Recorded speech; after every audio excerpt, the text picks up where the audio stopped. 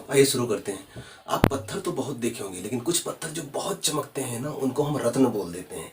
ऐसे ही अकबर जो थे, हम तो अकबर पढ़ रहे हैं, तो अकबर के दरबार से मनुष्य बहुत होते हैं, लेकिन कुछ मनुष्यों के अंदर इतनी क्वालिटी होती है कि उन्हें रत्न के रूप में, मतलब कि मनुष्यों में भी एक श्रेष्ठ रत्न के रूप में माना जाने लगता है। ऐसे ही अकबर के दरबार में भी कुछ रत्न थे, मतलब अकबर ने भी अपने यहाँ कुछ महत्वपूर्ण 9 लोगों को रखा था। उनको अकबर का नवरत्न कहा जाता है। आइए उनके बारे में थोड़ा थोड़ा जानते हैं, मतलब विशेष तरीके से जानते हैं कि अगर पीसीएस तक के भी आप एग्जाम में बैठोगे तो वहां से क्वेश्चन आएंगे तो आपसे गड़बड़ नहीं होंगे। बस थोड़ा सा ध्यान से समझिएगा, कुछ डिटेल बताऊंगा, समझिएगा। देखो, अकबर के दरबार में जो नवरत्न थे, अगर उसमें सबसे पहली बात करें तो उसमें हम सबसे पहली बात करेंगे बीरबल। बीरबल का जो नाम था वो था महेश दास था। महेश दास को बीरबल के नाम से जाना जाता है। अब कहा जाता है कि अकबर और बीरबल से मुलाकात कैसे हुई, बहुत सारी कहानियां प्रचलित हैं। एक कहानी मैं आपको बताता हूँ कि कैसे अकबर और बीरबल पहली बार मिले। दरअसल बात यह है, अकबर पान के बड़े शौकीन थे। मीठा पान चूना लगाकर, कत्था लगा के खूब खाते थे। आप लोग भी कभी कभी खाते होंगे। तो पान के बड़े शौकीन थे। अब एक दिन क्या हुआ कि इनको पान जो मिला, पान खाए तो इनको कुछ उसमें समस्या लगी। राजा हैं भाई, कुछ भी कर सकते हैं, तो इनको समस्या लगी तो उसको बुलाया जिसने पान लगाया था। बुलाए, उसके बाद बोले ऐसा है कि जाओ तुम मार्केट से, बाजार से जाओ और 250 ग्राम, 250 ग्राम समझते हो ना, एक पाव, 250 ग्राम चूना लेकर आओ। उसे लगा क्यों मंगा रहे हैं चूना। वो सोचने लगा, अब राजा का आदेश है, मना भी तो नहीं कर सकते ना। चला गया चूना लेने। गया एक पनवाड़ी की दुकान पे, वहां बोला मुझे 250 ग्राम चूना चाहिए। वो वहां से चूना लेकर आ रहा था। पनवाड़ी समझ गया कि इतना चूना ये क्यों लेके जा रहा है, इसका मतलब क्या है कि ये जरूर ही अकबर को जो पान लगाया होगा उसमें चूना ज्यादा लगाया होगा, जिससे अकबर का, मतलब कि राजा साहब की जीभ कट गई होगी। चूना ज्यादा खाने जीभ कट जाती है। तो वो ये बात समझ गया था, इसलिए उसने ये बात बीरबल को बताई। बीरबल को तब अकबर नहीं जानते थे, तो बीरबल को बताई कि ऐसा है कि 250 ग्राम चूना लेकर गया है, ऐसी बात हो सकती है। तो बीरबल ने कहा कि ऐसा है, उसको बोल दो कि जितना चूना लेकर गया है उतना घी भी ले ले।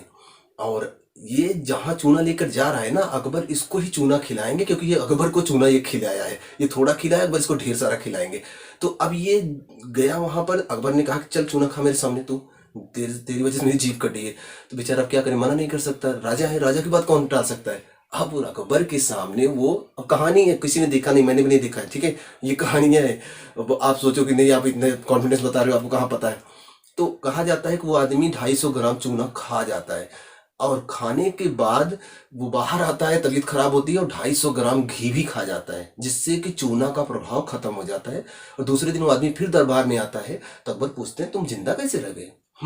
मतलब कि वो बोला कि अच्छा तुम मारने का प्लान बनाए थे हमारा। बोला कि अच्छा बताओ जिंदा कैसे रह गए। तो बताया बस वही पनवाड़ी ने ऐसे ऐसे बताया था। पनवाड़ी को बोला तो बोला सर हमसे कुछ मत पूछिए, इस आदमी ने सारा दिमाग दिया था मुझे। बुलाए उस आदमी को। उस आदमी को जब बुलाए तो पता चला कि अच्छा तो तुम हो। तब उस आदमी को बोले कि ऐसा है तुम्हारे दरबार में आ जाओ। पर उनकी सूझबूझ, उनकी बुद्धिमत्ता को देखते देखते देखते देखते बीरबल सीढ़ी बाई सीढ़ी, लेयर बाई लेयर ऊपर चढ़ते गए, और एक दिन अकबर के दरबार के नवरत्न बन गए। ओके, तो ये बीरबल महेश दास 1528 में एमपी में पैदा हुए थे। 1528 याद है, बाबर, अभी अकबर पैदा भी नहीं हुआ है, बाबर का समय चल रहा है। पानीपत, घाघरा, चंदेरी, याद है। तो महेश दास इस समय पैदा हुए थे, और ये एक सूझबूझ वाले मंत्री थे। मंत्री का पद मिला था इनको, राजा की उपाधि दिया था अकबर ने। इनके लिए बीरबल महल भी बनवाया था, और इन्हें न्याय विभाग भी मिला था। न्याय करने में बड़े, बुद्धि बड़ी तेज थी ना, कुशाग्र बुद्धि थे, बहुत अच्छा सोच लेते थे और न्याय बड़ा अच्छा करते थे, इसलिए इन्हें न्याय विभाग भी मिला था। बातें याद रहेगी। बीरबल बहुत मुख्य हैं उनके यहाँ के, मतलब उनके नवरत्नों में, इसलिए पहला रखा गया उनको, ठीक। दूसरी बात करें अबुल फजल। अब अबुल फजल की बात करें और फैजी, दोनों को साथ में लेकर चलते हैं।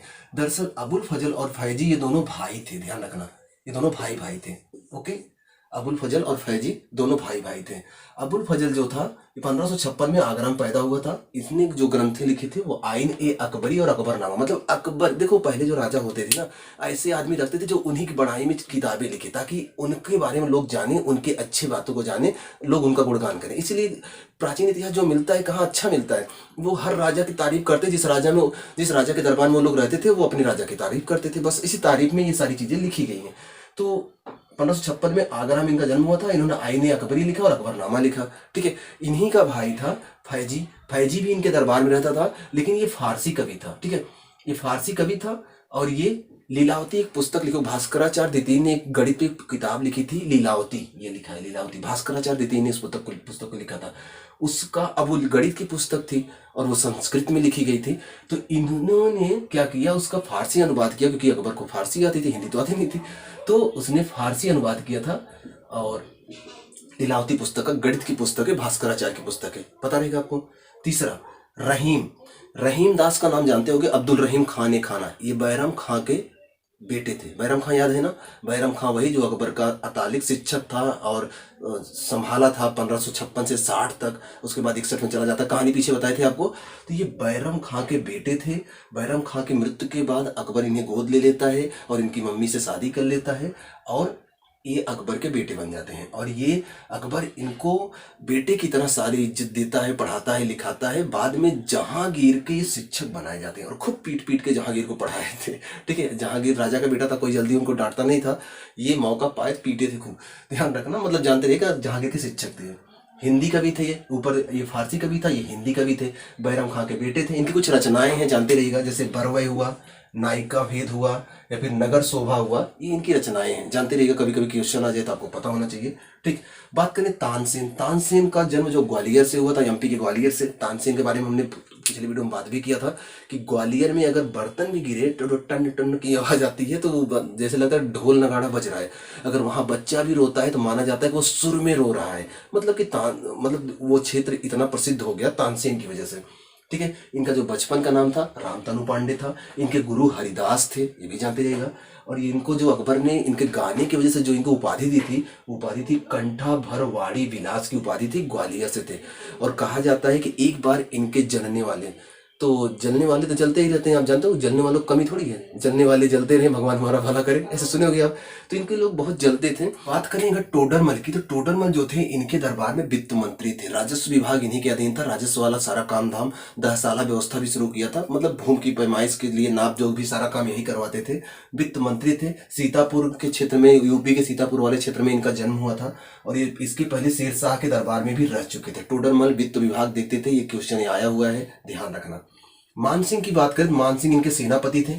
और मानसिंह, अगर आप मुगले आजम मूवी देखे होगे तो आपको दिखा होगा कि जो वहां पर जो जहांगीर का संरक्षक था उनका नाम था दुर्जन सिंह। तो ये मानसिंह के ही बच्चे थे, दुर्जन सिंह, जगत सिंह, हिम्मत सिंह, ये सब किसके थे, मानसिंह के बच्चे थे। ओके, ध्यान रखना।